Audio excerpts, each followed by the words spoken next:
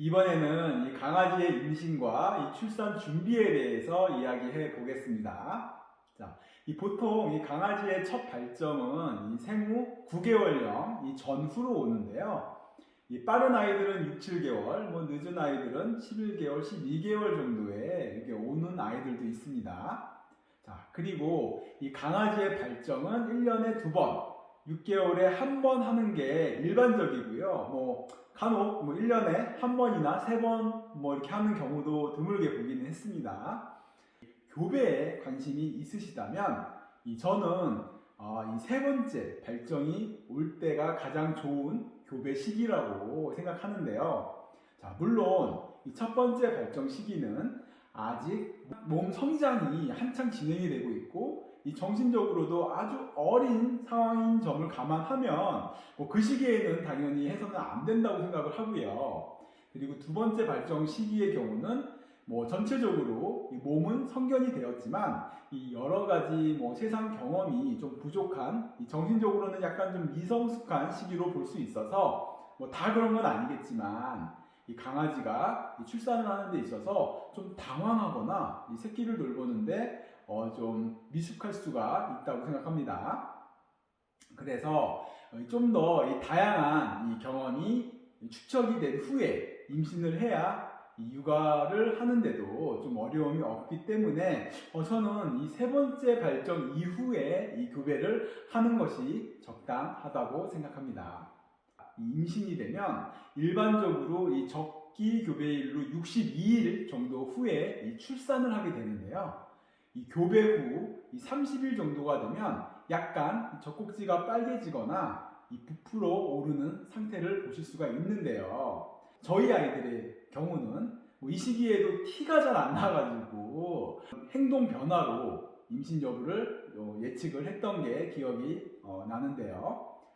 이렇게 아이가 평소보다 식욕이 갑자기 좋아지거나 아니면 입덧으로 식욕이 너무 없어지거나 좀 예민하다거나 하는 이런 특이 행동을 하면 임신이 되었을 가능성이 높다고 생각을 하시고 병원에서 이 초음파 검사를 해서 이 태아 유무를 확인하면 되겠습니다.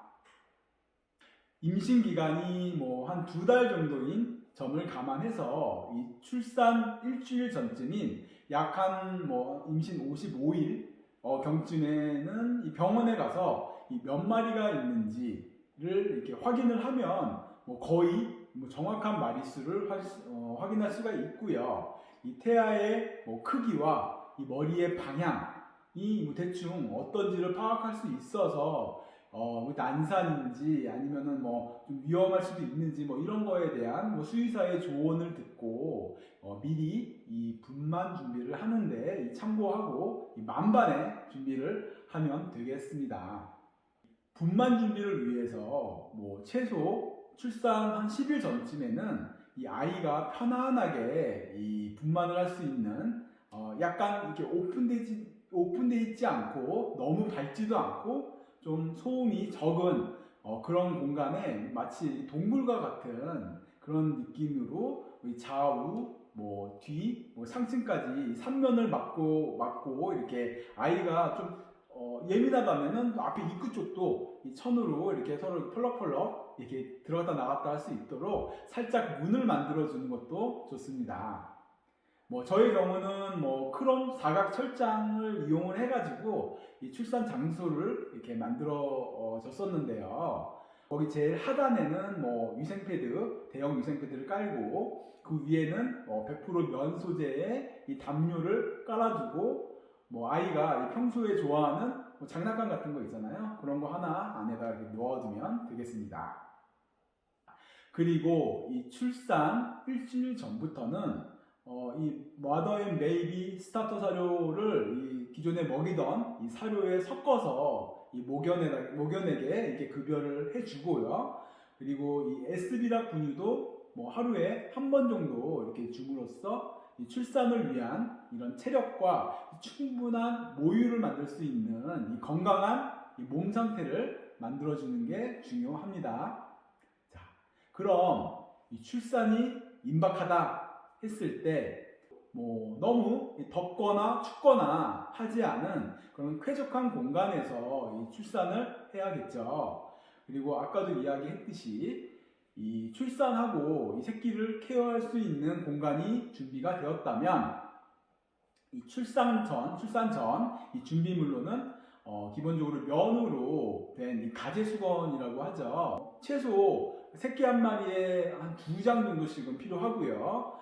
처음에 새끼가 태어나서 이 양막을 찢고 양수를 좀 닦아주고 이 거꾸로 태어나게 되면은 이 산도에 새끼가 걸렸을 때도 이 가제수건을 활용을 하면 좀 미끄러지지 않고 좀 안전하게 새끼를 좀 빼는데도 도움이 됩니다.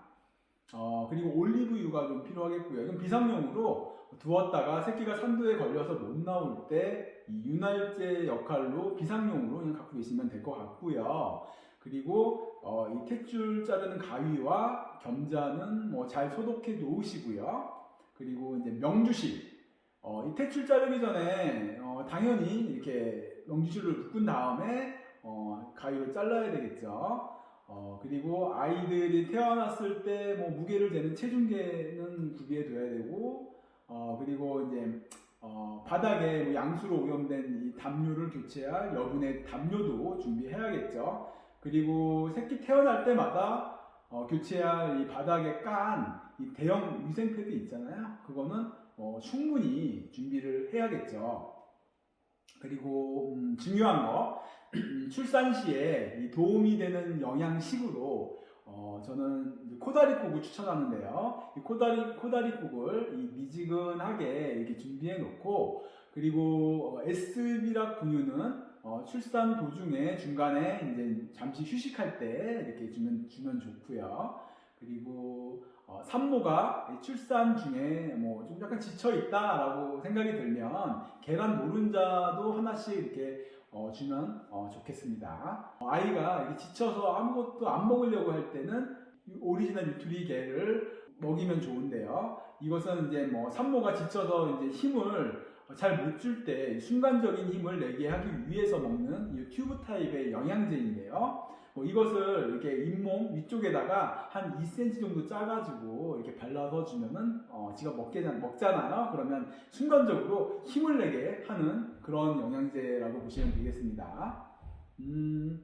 그리고 이 새끼들이 태어나면 이 몸무게를 재고 꼬리나 목에 이 태어난 순서를 이렇게 표시하기 위한 색깔 끈 같은 거 이렇게 있으면 되겠는데요. 저 같은 경우는 그냥 색깔별 유선펜으로 이 꼬리에 이 색을 칠해 놓는데 이건 시간이 갈수록 색은 없어지지만 저는 그게 편해서 그렇게 했습니다. 자, 이제 출산을 하게 되면 메모지에 아이들 체중, 그리고 정상분만인지 거꾸로 태어났는지 등 이 출산에 대한 특이사항을 잘 메모하시고요. 특히 이 아이들의 이 체중 증가 현황이라든지 변상태 등 이런 특이사항을 잘 체크해서 이 발육하는데 좀 이상이 없도록 이렇게 체크하시고 메모 잘 하시는 게 굉장히 중요하답니다.